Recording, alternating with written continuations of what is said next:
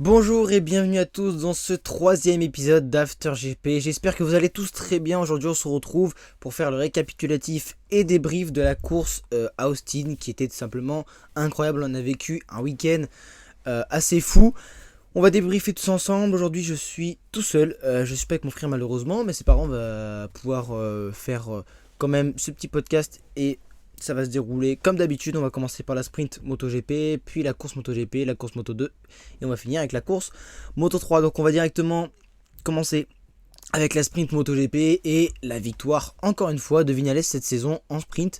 Viñales qui commence extrêmement bien la saison, qui part en pole, qui a été premier pendant une bonne partie des essais. Il a vraiment fait un week-end extraordinaire Maverick Viñales et il obtient sa deuxième victoire en sprint de la saison.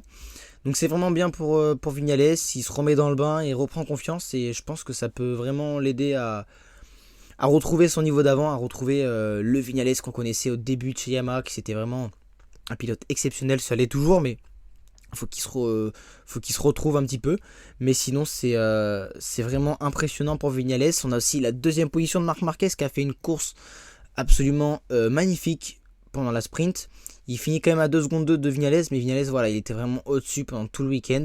Mais Marquez voilà, il a vraiment fait une très très belle course sprint. Ça s'est pas mal bagarré entre Acosta, Martin et Marquez. Voilà, le duel il était vraiment entre ces trois là. Martin qui termine 3ème et Acosta qui termine à la 4ème position. Encore une très très bonne course de Pedro Acosta qui était parti 2ème. Il perd un peu de place, mais c'est quand même très très bien. On a Martin lui qui partit 6ème et qui a réussi à remonter 3ème, donc vraiment bien. Il a été aussi beaucoup devant pendant tout le week-end. Jorge Martin, malheureusement en qualification ça s'est un petit peu mal passé, il a chuté etc, donc c'était un petit peu compliqué. Mais voilà, Marquez très très solide ce week-end, il reconfirme en sprint. Deuxième position, c'est extrêmement bien. Martin du coup qui arrive à sauver les meubles. Et puis merveilleux Pedro Acosta qui a perdu 2 places par rapport à sa position de départ, mais c'est quand même sensationnel de faire ça à Austin. Déjà de partir 2ème c'est extraordinaire, mais de finir 4ème d'une sprint à Austin qui est l'un des circuits les plus exigeants, c'est vraiment impressionnant. On a la superbe surprise Aleix Espargaro qui termine 5ème, qu'on n'attendait vraiment pas ici puisque c'est un circuit qu'il déteste et il a jamais été vraiment bon, mais il parvient à bien se qualifier grâce à l'aide de Jorge Martin en qualification. On a Bastianini qui est un petit peu décevant sur la sprint. Comme d'habitude, sprint c'est vraiment pas son exercice favori, mais il termine quand même 6ème, c'est respectable, c'est une très très bonne place. On a Miller à la 7ème position, et la grosse surprise c'est vraiment Francesco Bagnaia qui est vraiment en difficulté ce week-end, qui partait pourtant à la 5ème position sur la grille de départ, ou 4ème, je ne sais plus. Mais voilà, vraiment Bagnaia qui est en difficulté, il partait 4ème. Bagnaia, il partait 4ème, je viens de regarder. Mais voilà, il était vraiment en difficulté ce week-end, Francesco Bagnaia. On s'est dit au qualif, c'est pas trop mal, il a réussi à rattraper un peu les meubles. Mais là, 8ème en sprint, c'est vraiment pas bien du tout. Il y a eu un peu de grabuge au départ, ça n'a pas aidé. Et le 9ème, le dernier qui marque des points, c'est Raúl Fernandez. Une bonne surprise pour Raúl Fernandez qui donne des points à l'écurie américaine qui joue à domicile. Donc voilà, vraiment bien. Binder qui est seulement 12ème, qui était 2ème au championnat avant le début de cette course, enfin avant ce week-end à Austin. On a Bezzecchi qui est 13ème, il est un peu loin. On a Fabio Quartararo, le premier français, qui est 15ème, et c'est aussi le premier pilote japonais, encore une fois. Quartararo qui est solide, donc il est 15ème. Rins 16ème, et on a la chute de Johann Zarco et Joan Mir, les deux pilotes Honda, mais on a également des chutes et des problèmes techniques. Je sais plus exactement qui chute, qui a des problèmes techniques, mais on a aussi l'abandon de Fabio Di Giannantonio, encore une fois en sprint, qui a du mal à les finir. On a l'abandon de Takaaki Nakagami et d'Augusto Fernandez. Donc en fait, on a vraiment qu'une Honda qui a fini la course, c'est Luca Marini en 17ème position. Dernier à quand même 5 secondes de Rins qui était devant lui, c'est vraiment énorme. Et voilà. Un Français à terre encore, Johann Zarco, beaucoup de Honda par terre. Donc c'était un petit peu compliqué côté français, côté japonais comme d'habitude. Et maintenant on va passer à la course MotoGP qui vient d'avoir lieu il y a quelques minutes pour moi au moment où je tourne, où j'enregistre ce podcast. Et c'était vraiment une course sensationnelle. On a assisté à une course à la meilleure de l'année. Il n'y en avait que 3, mais c'était quand même la meilleure de l'année. Et c'était la meilleure depuis longtemps. Ça faisait très longtemps qu'on n'avait pas eu de bataille comme ça en MotoGP. C'était totalement impressionnant. On a Maverick Viñales qui rate son départ, Acosta qui fait un départ de folie. Et au premier virage, ça se bouscule un petit peu. Viñales, il perd des places, il se fait bousculer, il retombe à la 10e position. On a un Bastianini qui s'en sort très bien, un Bagnaia qui s'en sort très bien, qui sont tous les deux dans le top 5. Et ça part devant avec Acosta en tête, suivi de Marquez et Martin. Tout simplement extraordinaire. Et Martin, il passe vite sur Marquez. On a assisté à une grosse bataille entre Jorge Martin et Pedro Acosta. Après, il y a Jorge Martin qui s'est échappé un petit peu. Acosta est revenu, il a redoublé, etc. Il y a eu encore beaucoup de batailles entre ces trois hommes. Jusqu'à ce que Marc Marquez prenne la tête de la course, puis chute dans le virage de l'épingle avant la grande ligne droite. Il avait un problème de frein, son frein qui s'était desserré, qui baissait un petit peu, voilà, il était mal réglé. Il y a eu pas mal de contacts aussi entre Marc Marquez et Miller, ça y a peut-être joué un petit peu. Et du coup, Marc Marquez qui malheureusement tombe alors qu'il était en tête. Il n'avait pas énormément d'avance, mais il était quand même en tête. Acosta reprend donc la tête de la course. Et voilà, il y a encore beaucoup de batailles. Et on a un Viñales qui sort de nulle part, qui vraiment confirme qu'il est là et qu'il est le meilleur depuis le début du week-end, puisqu'il est remonté de la 10 ou 9e position jusqu'à la première position en doublant ses adversaires d'une facilité déconcertante. Vraiment, il était super rapide. Et on a même vu à 6 tours de la fin qui fait le meilleur tour en course et il prend le record de la piste en course. Voilà, donc vraiment incroyable Viñales. Il a fait un week-end simplement de folie. Donc voilà, c'est Viñales qui remporte la course. On a un Pedro Acosta très solide qui s'est bataillé avec énormément de pilotes, qui s'est bataillé avec Bagnaia, il a doublé pas mal de fois avec Bastianini, avec Martin, avec Marquez, excusez-moi, avec Marquez qui s'est bataillé, enfin vraiment vraiment impressionnant, j'en perds les mots. Acosta, c'est vraiment, il a joué la victoire presque jusqu'au bout. 3 tours de la fin, il avait repris 5 dixièmes sur Viñales. Bon, Viñales en avait sous le coude parce qu'après il lui a remis une seconde 7, mais Acosta, je pense que c'est pour bientôt. Il est vraiment incroyable. Et donc Acosta termine donc à la 2e position de cette course et monte à la 4e position au championnat. Et Viñales, avec sa victoire, lui, il monte à la 3e position au championnat, à égalité avec Enea Bastianini qui termine 3e de cette course, qui a fait vraiment une course vraiment bien aussi. Il a fait une très belle course. Donc il remonte à la 2e position au championnat à 21 points de Jorge Martin qui garde sa première place. Le départ a été un petit peu compliqué pour Bastianini aussi, il a perdu quand même pas mal de places, il s'est extirpé dans le top 5, mais après il en a reperdu un petit peu, il est redescendu 8-9 et il est remonté jusqu'à la 3e position. Il s'est un petit peu bataillé dans les derniers tours avec Jorge Martin, c'était vraiment joli. Donc Enea Bastianini confirme son statut, il est le premier pilote Ducati sur cette course. Il est 2e au championnat, il est devant Francesco Bagnaia. C'est vraiment magnifique. Donc du coup Jorge Martin qui termine à la 4e position et Bagnaia qui complète le top 5. Bagnaia, voilà, Pecco il est toujours en difficulté. Il a quand même réussi à sauver les meubles 5e, mais on voyait vraiment qu'il était en difficulté sur la course. Il avait du mal à garder ses positions. On voyait qu'il n'était pas en confiance. Et malheureusement, il perd encore des places au championnat et il tombe 5e au championnat derrière Acosta, derrière Viñales, derrière Bastianini et derrière Jorge Martin. On a un Fabio Di Giannantonio qui se rattrape de la sprint et qui termine 6e. Une 7e position encore remarquable pour aller chez Spargaro. On a Marco Bezzecchi qui termine 8e et qui s'améliore de plus en plus, mais c'est toujours pas le Marco Bezzecchi qu'on a connu. C'est un peu dommage. Binder qui a fait une course assez désastreuse, un départ très compliqué. Il était 14e, 15e à un moment, il est quand même réussi à remonter 9e, mais c'est toujours pas ça. Et on complète le top 10 avec Raúl Fernandez, donc qui honore cette écurie Trackhouse Racing, l'écurie américaine, et qui fait un top 10 pour l'écurie sur ses terres. Côté français, on a Fabio Quartararo qui termine à la 12e position. Voilà, il sauve les meubles comme d'habitude, et comme d'habitude, c'est le premier pilote japonais, enfin sur une moto japonaise du moins. Et exactement comme la sprint, il n'y a qu'une seule Honda qui a fini la course et c'est Luca Marini en 16e position.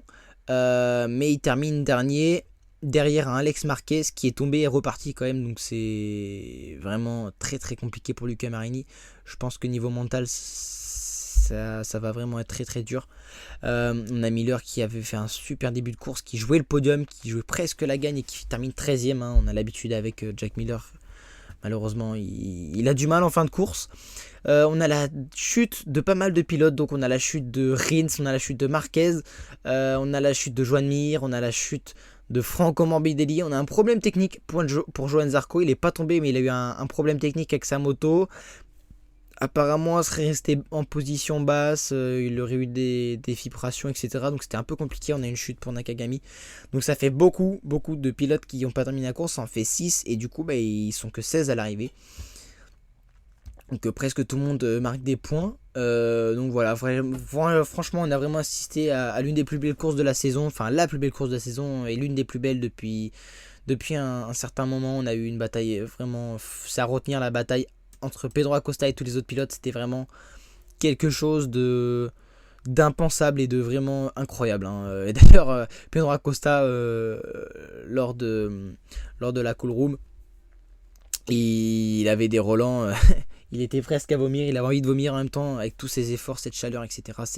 C'est normal. D'ailleurs, Bastianini et Vignales ont été là pour l'accompagner. Ils lui ont dit que c'était normal, ils lui ont donné de l'eau. Enfin voilà, c'était bon enfant, c'était vraiment cool.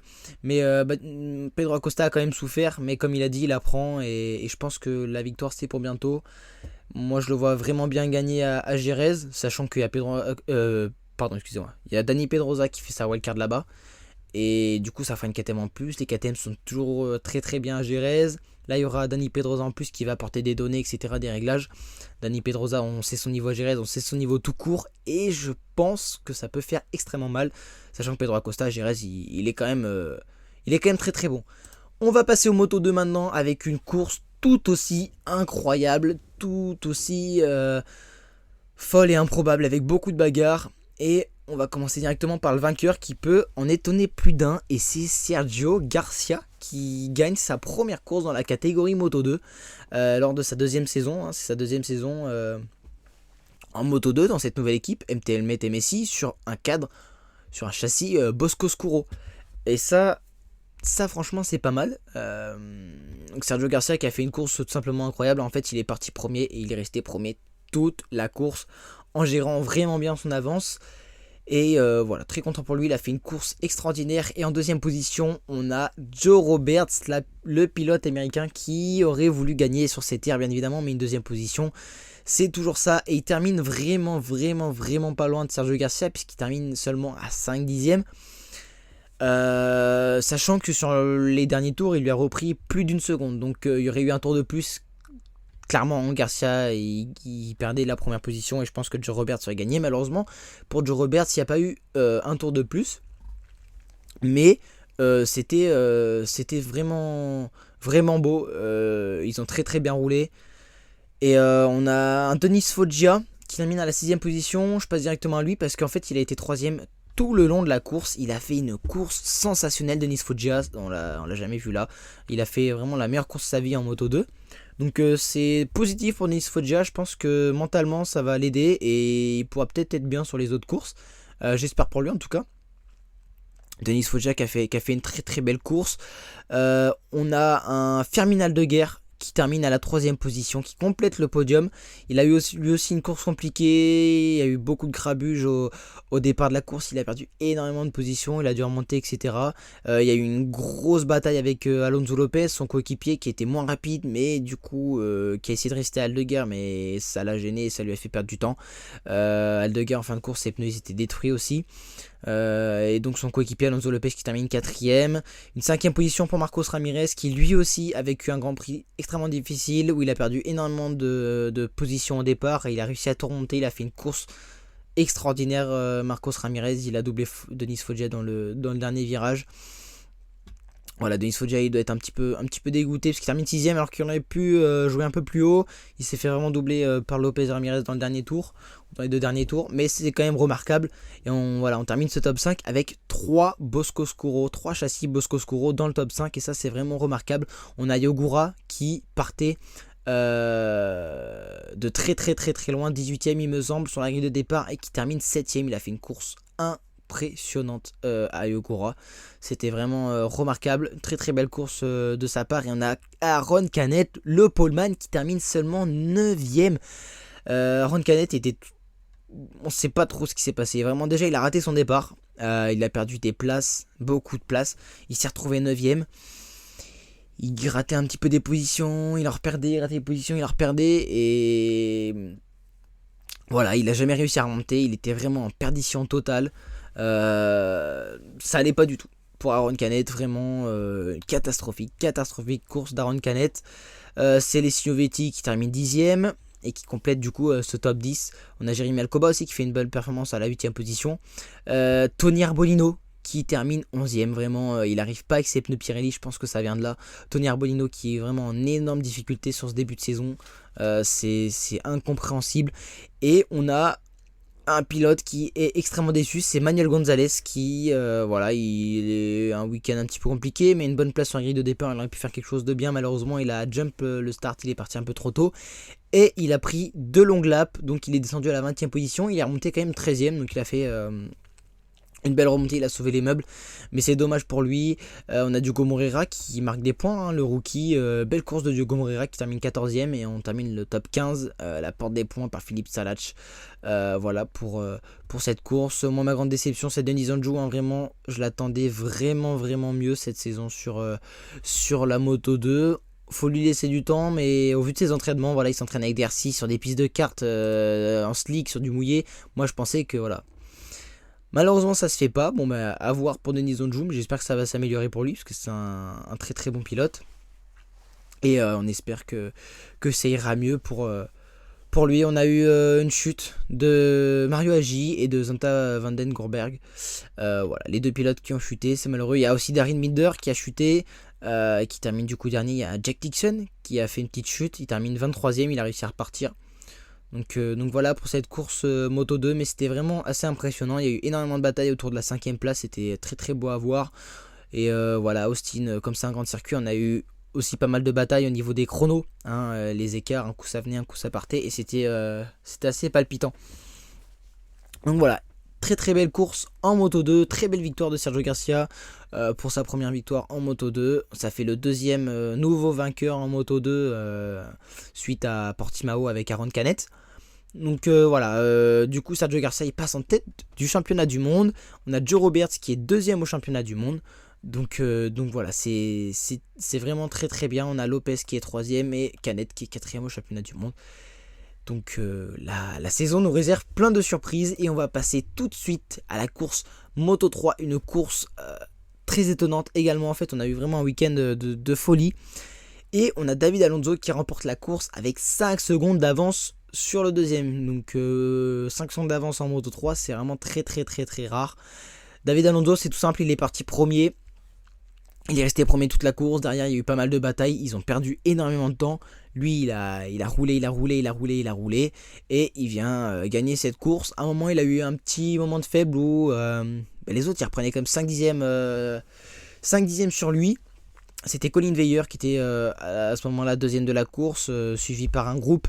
Olgado, Andrel Piqueras, Ryusei Yamanaka et Joël Kelso. Voilà, c'était ce groupe de 4 pilotes, oui, qui était à la chasse d'Alonso et qui roulait très vite. Et on a eu un énorme crash qui aurait pu se transformer en drame, mais on a eu beaucoup de chance. Et Colin Veyer qui était à la tête de ce groupe, donc, et qui avait un peu d'avance, il est parti en high side dans les pif-paf au tout début du circuit. Donc il a fait une chute à très haute vitesse, il a pris une grosse chute et il a manqué de peu de se faire rouler dessus par Yamanaka, par Olgado, par Piqueras. Donc c'était vraiment tendu. Yamanaka il a failli percuter la moto, Piqueras a failli rouler sur le pilote. Donc franchement beaucoup de chance pour ces pilotes là, qui s'en soient sortis indemnes. Mais voilà, très belle course de David Alonso. En 2ème position, c'est Daniel Olgado, voilà, qui termine 2ème. Il est solide, il reste concentré, il est vraiment bien, Olgado. Malgré des petits coups de mou en essai et tout, il reste là, il reste soudé, il reste. Voilà, on voit que c'est le prétendant au titre et de toute façon, il est en tête du championnat, c'est pas pour rien. Et on a José Rueda, je vous ai pas dit, voilà, il a pas pu participer au Grand Prix, lui qui partait 2ème sur la grille de départ, tout simplement parce qu'il a l'appendicite, donc voilà, il est à l'hôpital, malheureusement, il se fait opérer, donc on espère que tout ira pour le mieux pour lui. Et en 3ème position, on a Andrel Piqueras qui vient obtenir son premier podium dans la catégorie Moto 3. Il a fait une course tout simplement fabuleuse. Il partait très loin, il partait à la 17. Il partait à la 18e position entre El Piqueras et il vient finir à la 3e position sur le podium. Donc c'était vraiment magnifique cette remontée. Dès le départ en fait il a gagné énormément de position. Et voilà, donc premier podium pour André El Piqueras dans la catégorie Moto 3. On termine le top 4 avec Ryusei Yamanaka qui lui était parti dernier. Ouais, il est parti dernier. Dès les premiers tours, pareil, il s'est retrouvé dans le groupe de tête. Il a joué le podium. Il y a eu pas mal de batailles entre ces 4 pilotes là que je viens de vous citer. Et voilà, il y a eu pas mal de batailles, mais c'est resté quand même calme parce qu'ils roulaient vraiment intelligemment tous en ligne pour essayer de rattraper Alonso, ce qui a marché jusqu'à la chute de Colin Veyer. Et on termine le top 5 avec David Munoz qui fait une bonne performance. C'est vrai que ça fait longtemps qu'on ne l'avait pas vu. Quand il est arrivé en Moto 3, c'était le crack incontesté. Vraiment, il était extrêmement fort et ça fait très longtemps qu'on le voit plus, c'est dommage. Là, une 5e position, c'est pas mal. On a Tatsuki Suzuki, 6e. Enfin, une bonne performance pour Tatsuki Suzuki. Ça faisait vraiment longtemps. On a Joel Kelso, malheureusement, qui était dans ce groupe de tête et qui a chuté. Il a réussi à repartir et il termine quand même 7e. Donc ça va, il a pris une petite chute. C'était sans trop de gravité. On a le premier rookie. Le premier rookie c'est Piqueras, mais le deuxième rookie, Jacob Woolstone, voilà, 8ème avec Joel Esteban, encore un rookie, 9ème.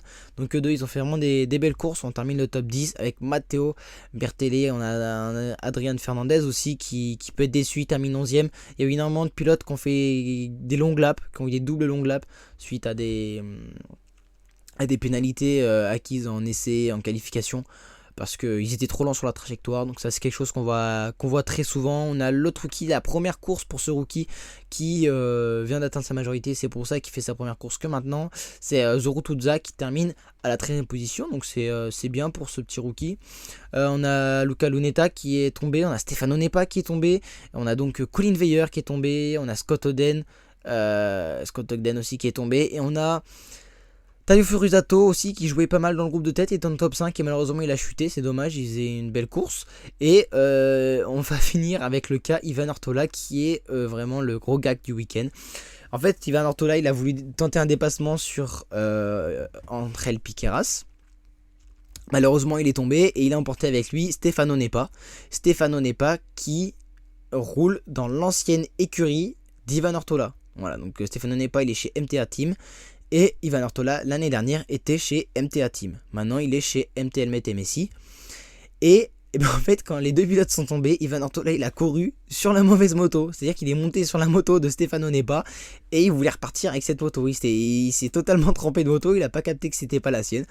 Et donc voilà, Stefano Nepa était un petit peu en colère parce que Ivan Ortola s'était trompé de moto. Donc voilà, c'était un peu l'image drôle du week-end.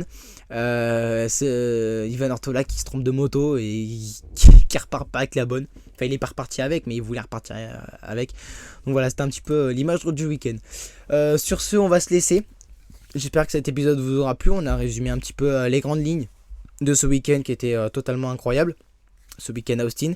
On se dit à dans 2 semaines pour le Grand Prix de Jerez qui va être très certainement palpitant avec certainement plus de batailles surtout en Moto 3.